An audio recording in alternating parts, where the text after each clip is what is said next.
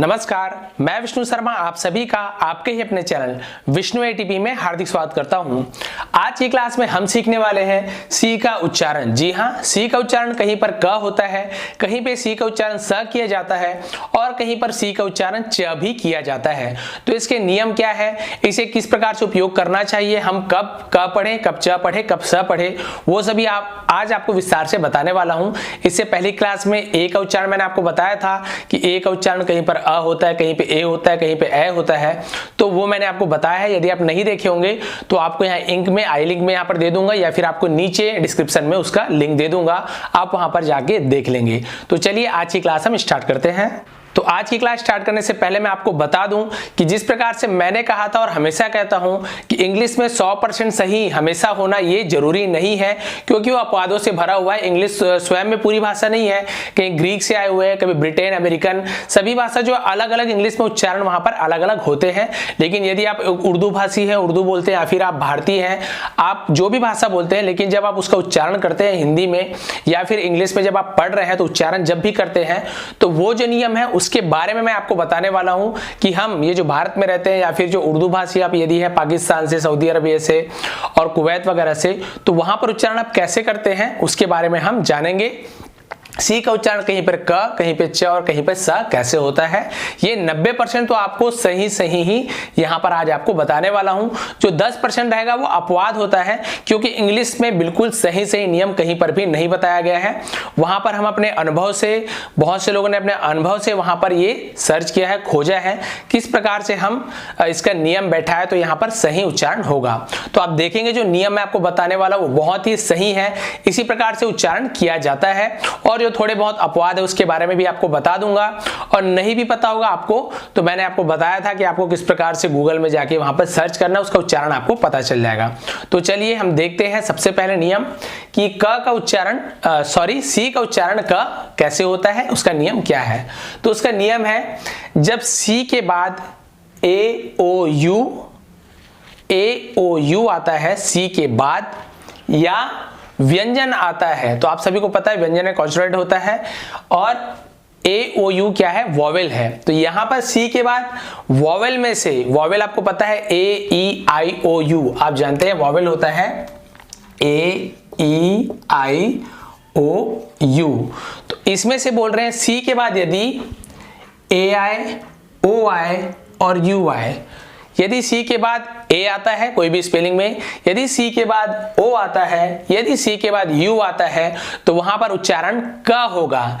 इसके अलावा और एक नियम यहाँ पे लिखा हुआ है, या फिर कोई व्यंजन आए, तो व्यंजन आपको पता है ए ई आई ओ यू स्वर, इसको छोड़ करके जो बाकी के अल्फाबेट जो लेटर हैं वो ही व्यंजन है। जैसे कि आप सभी को पता है बी हो गया, डी हो गया, एफ हो गया, जी हो गया, यहाँ पर पूरे आर टी, ये सभी क्या होते हैं, व्यंजन होते हैं इनके अलावा। तो ये नियम आप जान गए हैं कि ए आए, ओ आए, यू आए या फिर जो व्यंजन आए तो वहां पे उच्चारण क होगा।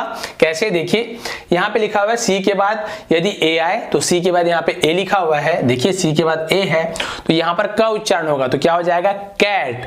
अब आप बोलेंगे यहाँ पे तो ए आई नहीं लिखा हुआ है, तो मैंने आपको बताया था इससे पहले वाले में कि ए का उच्चारण कहां पर अ होता है, कहां पर ए होता है, तो आप उस वीडियो को देख लेंगे तो आपको क्लियर हो जाएगा। तो यहाँ पर देखिए सी का उच्चारण कैट हो रहा है, यहाँ पे सैट या चैट नहीं हो रहा है, तो कैट हो रहा है। उसी प्रकार से देखिए सी के बाद ओ आए, मान लीजिए तो सी के बाद ओ आ रहा है, तो यहाँ पर भी क उच्चारण हो रहा है, काऊ। यहाँ पे स का मतलब सी का यहाँ पे स या च उच्चारण नहीं हो रहा है, यहाँ पे क उच्चारण हो रहा है, काऊ। उसी प्रकार से आप देखिए सी के बाद फिर एक बार ओ आया है तो यहाँ पर भी उच्चारण हो रहा है कूल, देखिए कूल, COOL कूल, तो यहाँ पर भी क उच्चारण हो रहा है। इसी प्रकार से देखिए यू, मान लीजिए यू आता है, यहाँ पर सी के बाद यू है तो ये भी उच्चारण हो रहा है क, कट, देखिए अब उच्चारण हो रहा है कट। उसी प्रकार से सी के बाद यू, कब। अब कब यानी आपको पता है शेर का जो बच्चा होता है उसे कब कहते हैं। उसी प्रकार से अब ये ए ओ यू तो हो गया, हमने जान लिया। अब इसके अलावा जो अन्य व्यंजन है जैसे कि आर हो गया, मान लीजिए यहाँ पे आर टी, यही जरूरी नहीं है, जो भी व्यंजन आते हैं तो वहां पर हम उच्चारण उसका क ही करेंगे। तो सी के बाद आर, तो यहाँ पर देखिए क्राय, तो क उच्चारण हो रहा है। सी के बाद एल, क्लास, तो यहां भी क उच्चारण हो रहा है, स्लास या चलास नहीं हो रहा है, क्लास, तो क उच्चारण हो रहा है आधा का। फिर सी के बाद एल, क्लैप, यहां पर भी क उच्चारण हो रहा है। फिर सी के बाद आर, जैसे कि मैंने बताया था क्रीम, तो यहां पर भी क उच्चारण हो रहा है, क्रीम, श्रीम या श्रीम नहीं हो रहा है। तो आप अच्छे से जान गए होंगे कि क जो उच्चारण है सी का कब किया जाता है, सी का उच्चारण क कब होता है। अब हम बढ़ते हैं अपने दूसरे नियम की ओर, वो है सी का उच्चारण स कब होता है। अभी हमने देखा सी का उच्चारण क पढ़े, लेकिन अब उच्चारण स कब हो जाता है, तो उसका नियम आप देखते हैं।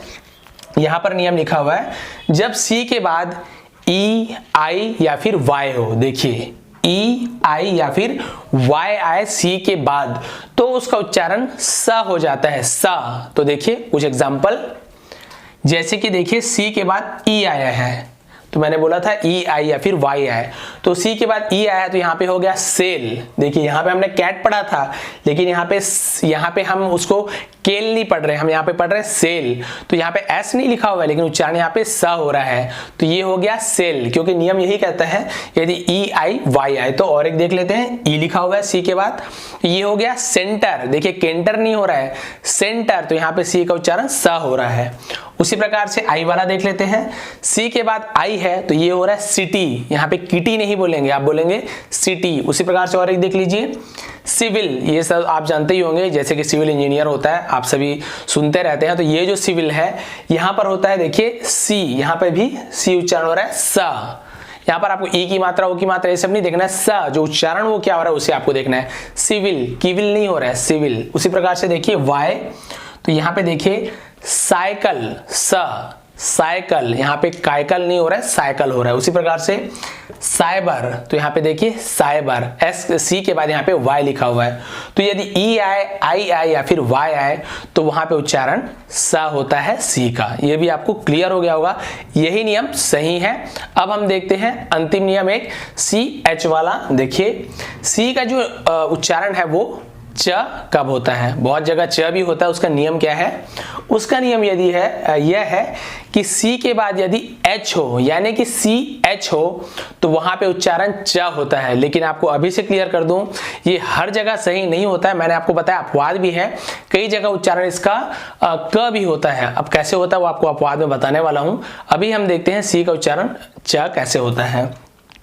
तो यदि सी के बाद एच आए या फिर सी एच हो, जो कि मैंने आपको हिंदी वाला एक बार आपको बताया था, हिंदी नाम लिखते हैं तो सी एच का उच्चारण च होता है, वो यहाँ पे काम आ जा रहा है, लेकिन ये सही हर बार नहीं होता है। लेकिन देखिए च कब कब उच्चारण होता है, तो यहाँ पे देखिए सी के बाद मैंने कहा था एच हो, तो सी के बाद एच है, तो यहाँ पे हम इसे चैट पढ़ रहे हैं, कैट या सैट नहीं पढ़ रहे हैं। सी एच है तो हम च पढ़ रहे हैं, चैट।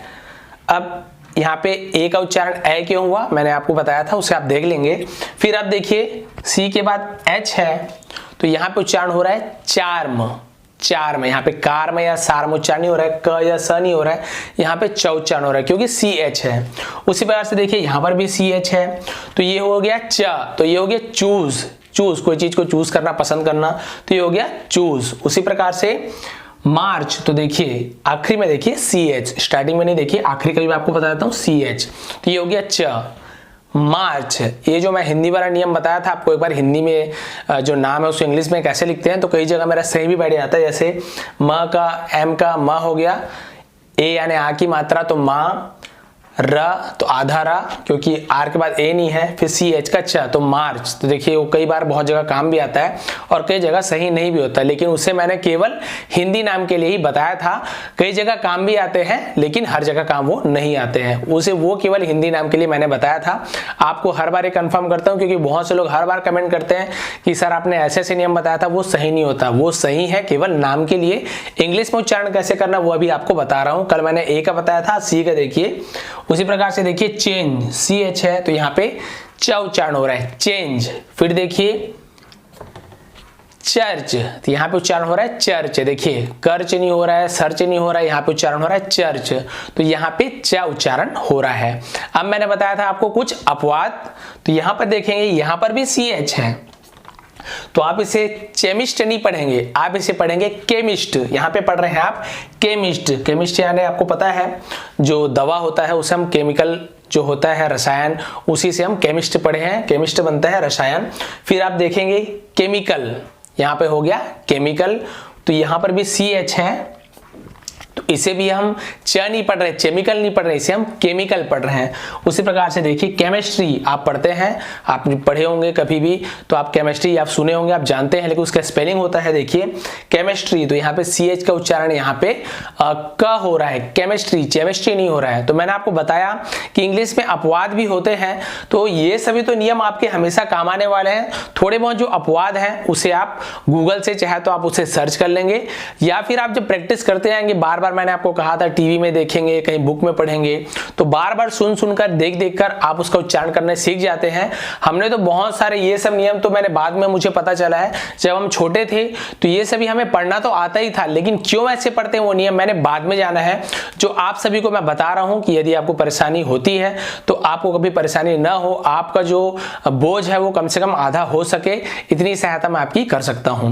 तो यदि आपको मेरी वीडियो थोड़ी भी पसंद आई हो, एक भी रूल्स के अच्छे लगे हो, क्योंकि ये रूल 90% सही ही है, कुछ जगह यदि आपको अपवाद लगता है तो आप कमेंट करेंगे, तो वहां पर मैं भी देखूंगा उसका नियम क्या है और आपको जरूर बताने वाला हूं। तो यदि आपको थोड़ी पसंद आई हो तो जरूर आप लाइक करेंगे, शेयर ज्यादा से ज्यादा करें। लाइक करना आप भूल जाते हैं, वीडियो देख के आप अच्छी भी लगती है तो आप भूल जाते हैं और बाहर निकल जाते हैं वीडियो से, तो बिना लाइक करे आप प्लीज ना निकले। और यदि आप नए हैं मेरे चैनल पे तो सब्सक्राइब करना ना भूले, बगल में बेल आइकन है उसे जरूर दबाएं, ताकि इसी प्रकार की वीडियो, ज्ञानवर्धक वीडियो हिंदी इंग्लिश बच्चों के लिए मैं लाता रहता हूं। आप सभी का बहुत बहुत धन्यवाद।